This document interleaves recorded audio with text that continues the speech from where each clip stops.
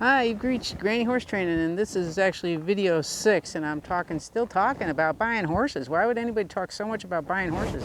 Because it's called horse trading, and it's really difficult to buy a good horse. Just like it's difficult to buy a good used car, it's difficult to find and buy a good horse.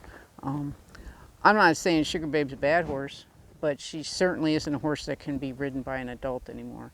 And I kind of knew that when I bought her, and I bought her anyways. I felt so friggin' sorry for her. That was one sorry case.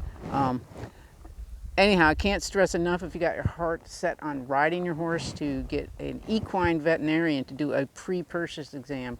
Even if you're at the lower end of the horse purchase prices, I know it's a little expenditure on your part, but it can sure save you a lot of heartache, because we all get really attached to our horses. I get really attached to my horses, and I don't get rid of them. They're my family companions. So I love little Sugar Babe, and I love little Lacey, and I love little Babette, the little donkey.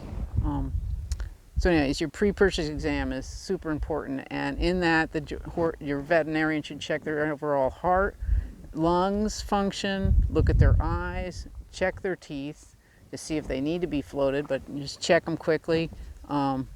Probably do a little bit of a flexion test where they raise the leg up, hold it up for, I think it's 45 seconds or a minute and a half, and then trot the horse off to check for soundness issues. So that's pretty important to do those basic things. A flexion test, and test their heart and lung breathing function, their eyes and their teeth, and just overall body condition, any skin sores or anything like that that you might be concerned about. And you wouldn't get a pre-purchase exam on every horse you go to look at. You just, when you finally narrow it down to the horse that you really, really want, you go and get that pre-purchase exam.